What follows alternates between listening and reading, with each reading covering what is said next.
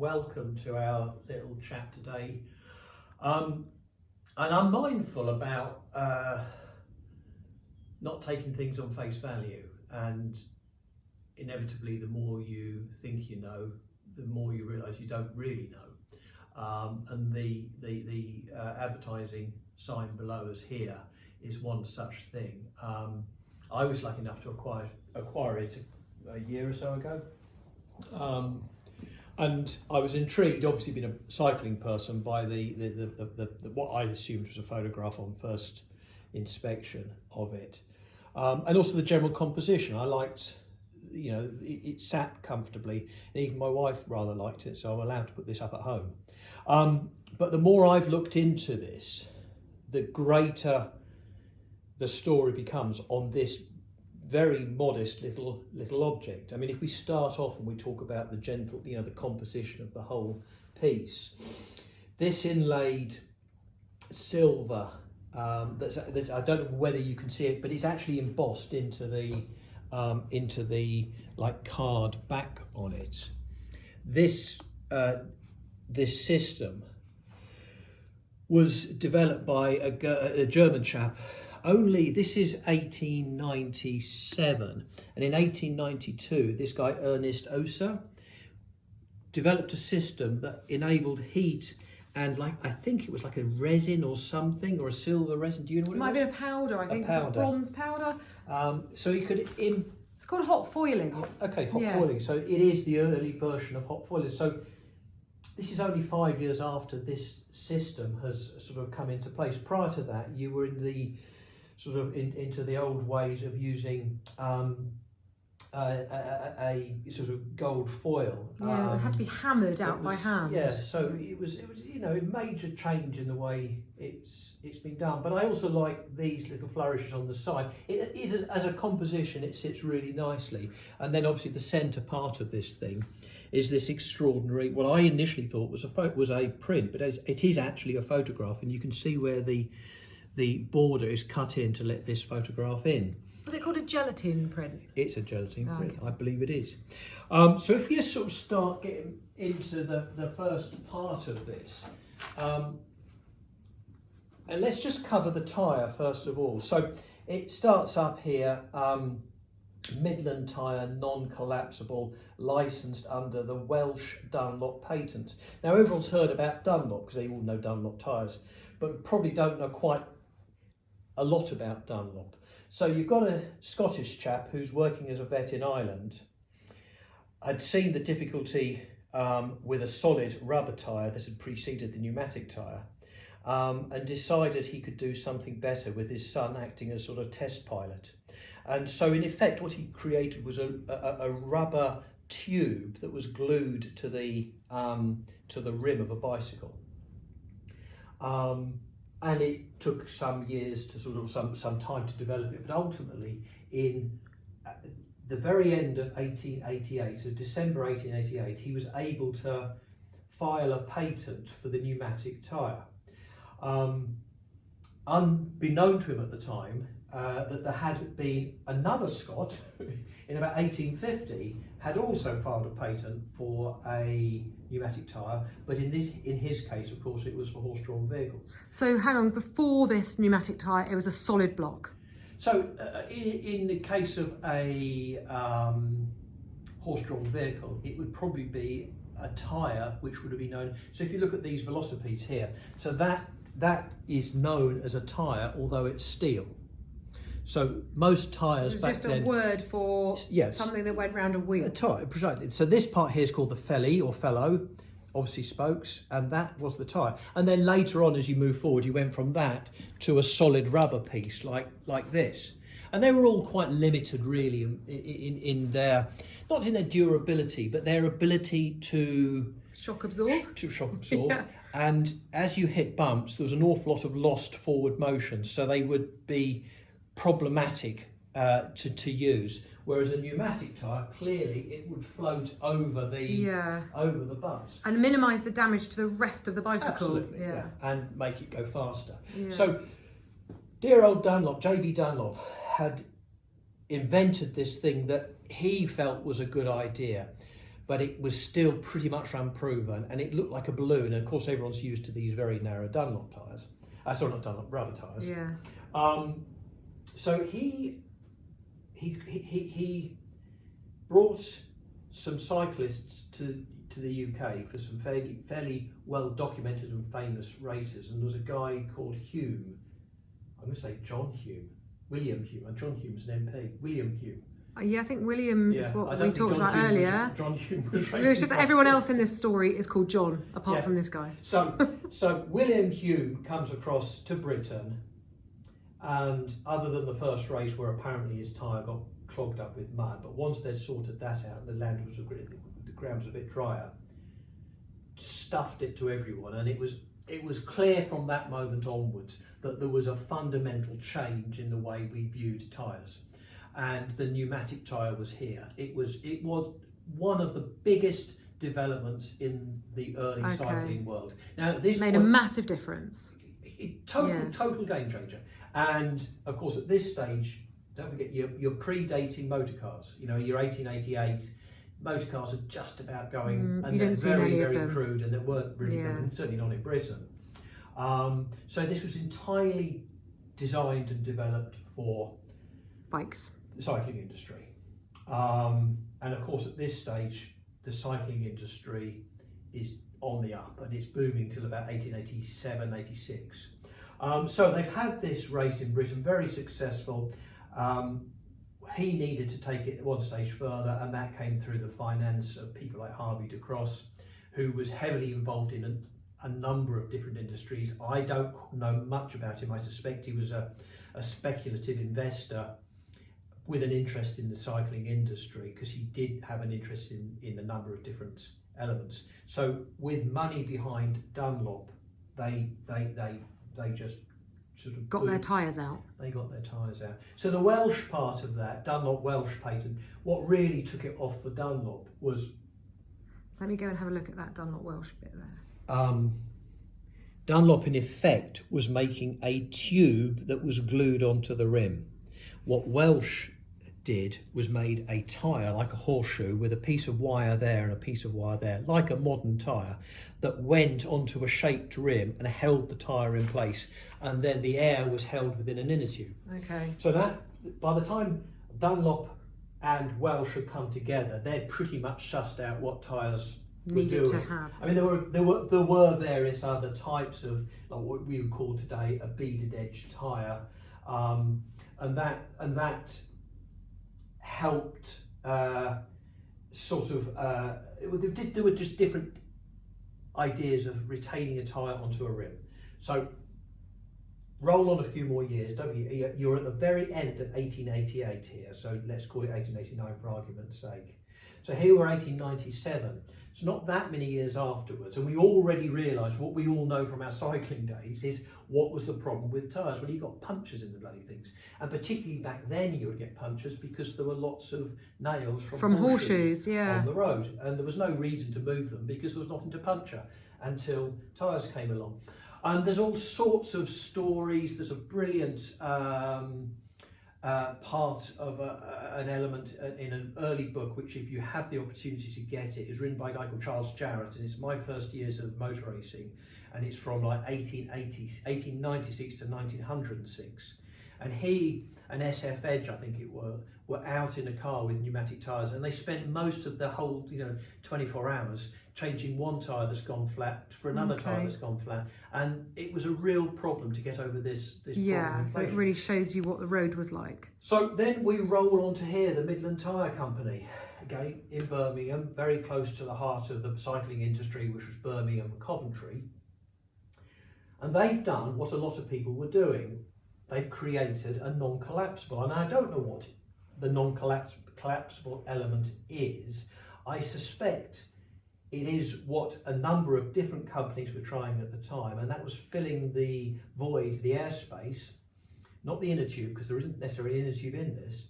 So the tyre is a tube with a latex fluid that when a hole is pierced into it, the latex comes out, bleeds onto the surface, gets dried by the air, however the science works, and seals the Self-sealing. Self-sealing. But as we kind of all know, even today, when you've got modern cyclists with this fancy schmancy muck you can put in your tyres, it doesn't particularly It's work. like it's an SOS, right? SOS stuff, I don't know, is some green sort of like... No, I mean, what I mean is it's just so temporary, it'll get you to... Yeah, I think it'll get you today, it'll get you home, but I think they kind of oversold this as this was your non-collapsible.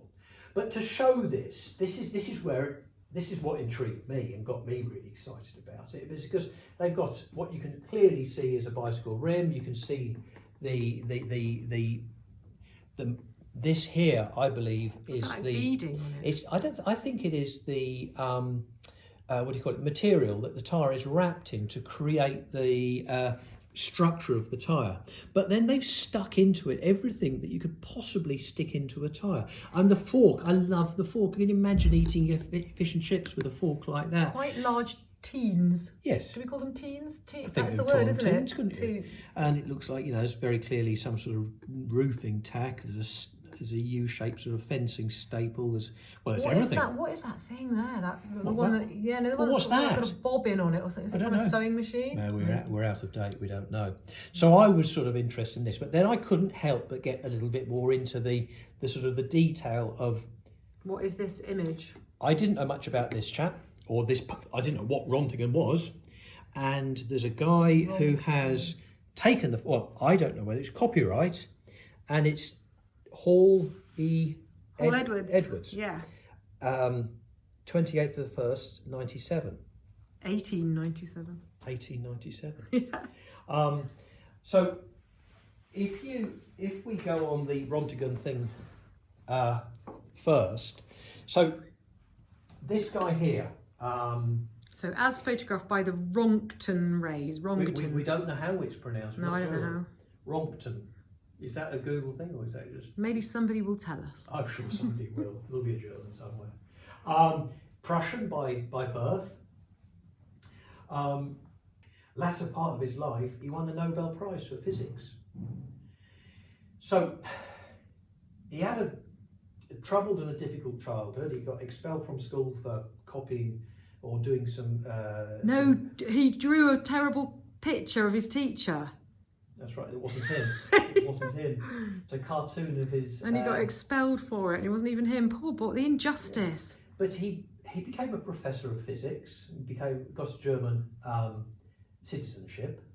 But back in 1885, so we're only 2 years before this is taken, he starts experimenting with cathode rays.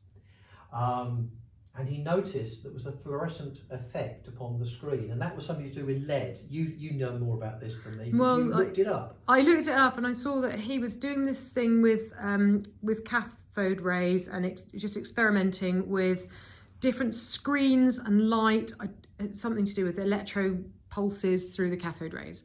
Okay. He wasn't looking to develop what he had developed. The image was... Yeah, he saw a shimmering sort of flickering that was bouncing off a screen. Back off the lead base, which of course was an image of looking inside something. It said that he saw a ghostly skeleton of himself. Yeah. He probably did. So he had created these rays that he didn't know what they were called. So he called them X-rays, as in the mathematical sign of an unknown. So it became the X-rays. Yeah, so he just used an X to show the fact that he didn't know what it was he was dealing with. So we got these things X-ray. So in 1901, he was recognised for the work he's done. And I said he got the Nobel Prize for Science, I believe. Physics, yeah. Physics, in recognition for the extraordinary services he has rendered by the discovery of the remarkable rays subsequently named after him. And equally, he has an element named after him. This is the joys of Google here. And it is pronounced, then over to you, Anna, you're the literary person. Yeah. I looked it up. Apparently it's called Roentgenium. Roentgenium? Roentgenium. There we go. So there we go. I don't know what Roentgenium does, what you'd use it for. I don't know. Something special, I'm sure. Any chemists, do let us know. So we then move on to this chap here, John Hall Edwards. Now, I can't believe we don't know about this man. He is known, and I believe that there's some hospital in Birmingham that I think has a blue plaque about him. But an extraordinary character, truly extraordinary character. So, quite young at this stage. He was born in 1858, and we're now 1897. So, this stage we are nominally 9 years or so after the Tyres been developed, and only 2 years after the X-ray vision has been pioneered. Yeah. What he has managed to do, because he was a keen photographer, is deciding that the best thing to do is photograph the thing, so you actually have a physical account of what you've been looking at. Obviously not bicycle tyres in his case, but it was... Yeah, because that guy, Hall Edwards, was training to be a doctor, and one of his professors was really into photography, and so he started specialising in photographing the things that he saw through microscopes. So that's probably why he was interested in that. But am I right? Well, he did the first clinical X-rays of a hand. Yeah. And a spine. Yeah. And this is 1898, 97. You know, this is really, really early. Really early on. You know, and only a year or two after this, the development of the X-rays. I love the fact his wife was called Anna, by the way. Good name, solid name. And he took a photo of her. One of his first X-ray photographs was of her hand, and she said, "Oh, I have seen my death." Well, it wasn't quite chilling. So what used to happen, and I've heard this on different occasions, so the technicians using these X-ray machines would put their left hand underneath the machine to focus it, whilst taking photographs and visualising what they were looking at. And obviously their hands and their arms paid a heavy price for it. Yeah, okay, because they didn't realise the danger of the rays. I mean, there was something, you could get X-ray dermatitis or something, which was... That's what they thought it was. They thought it was a skin sort of disease, but it was clearly an awful lot more serious than that. Well, our man here, Hall Edwards, he lost,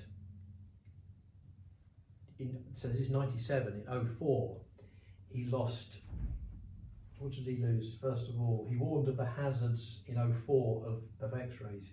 In 1908, he had his left arm amputated because of the effects of X-rays, and then he lost 4 fingers on his right. He ended up just with 1 thumb.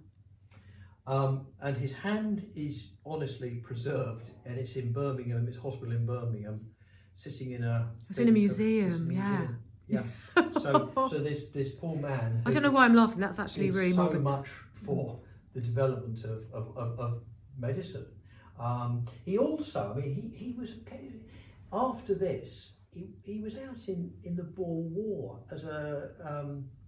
after he'd lost his limb? No, this is Boer War was 1899, 1900. Okay. So he was off, and I think he obviously, as a surgeon, he would have had, he would have been a sergeant or a major or something, so he would have had a title. So he spent some time as a military surgeon in South Africa. He probably did some amputations himself in the field. May have done. We don't know. I don't think he would have taken his X-ray machine with him. So that's really what we're talking about, this idea of an object containing a great deal more than it has. And you've got some real heavy-hitting people here. You've got Hall Edwards, real significant, man who invented Tyres, the man who invented the X-ray.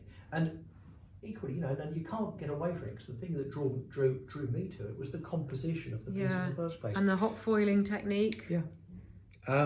There is one other signs of these, and that's in Princeton University. If there are any others out there, I'd be sort of very interested to hear. So you bought that at auction, it's now in your home on your... My wife has allowed this piece into our house, yeah. No, I mean, I'm extremely privileged to have it, and if I could find the right institution who felt that it had a right place to be, I would more than happily gift it to them, because it rightfully shouldn't be on our home wall. It should be somewhere where it is recognised for what it is, because I think it's a really significant piece of medical history, social history, industrial history, all coming together in one piece. It's a really powerful piece. You're right, it really is. And it's fascinating. There's so many stories behind it. I mean, you can look at a lot of. I was at an auction a month or so ago, and there was an enamel sign there that sold for 71,000, I think. Wow. Plus commission. So for Tyres, it was the dog one, wasn't it? Yeah. But it was a nice thing, and it was quite rare. This is very rare. But it didn't do much more than tell you about advertising tyres. Whereas this goes so much further than that. And because it's not enamel, it's a piece of card. It's it's so fragile. It's so rare to have something like this survive. And fortunately, there were enough people along the route here to keep it intact and realise that it was a really important piece. I'm not sure how much of it is related to cycling history, probably a quarter of its significance, because it relates enormously to Birmingham and how because a lot of the elements of this are related to Birmingham and what happened there. So I'll be fascinated to hear back from people to sort of see what they think of it. Birmingham Museum, Jules, where Hall Edward's severed left arm is. Put this next to it. Yeah, I mean, it would be the perfect. I mean, I very inappropriately giggled earlier on just out of that kind of nervous reaction, and I've seen the image of that arm. It's quite shocking. I shouldn't be worried about it, because I think, to be honest with you, he would be absolutely tickled pink to know that 130 we were still talking years about later, him. We're still talking about him and probably laughing. And he was clearly alive when his arm was taken off, and probably thought, well, you can keep He did that. an awful lot for the. In actual fact, he's very interesting. He's one of the 169 named people of the entire planet whose life and work is referenced in the memorial to martyrs of X-ray and radium exposure in Hamburg. There you go. So I think he would be tickled pink that we're laughing at his hand. We're not laughing at his hand, but we're astonished. Seeing the funny side of it. You can see as well on his damaged hand where he wore a ring. Yeah, you can, can't you? Well, yeah, really, where the metal sort of like exacerbated so really important bit of social history. I hope you guys sort of get it. I can talk to some people, it's gone over the head within a moment or two, but to me, as a collector of all sorts of bits and pieces, I'm absolutely bowled over by that. I feel humbled, truly humbled to have that with me. And as I said, I don't put a monetary, I paid money for it, but that's not the point. I would more than happily give this to some institution if they felt it was appropriate, because I think that's where it should finish up. Well, thanks for sharing it. There we are.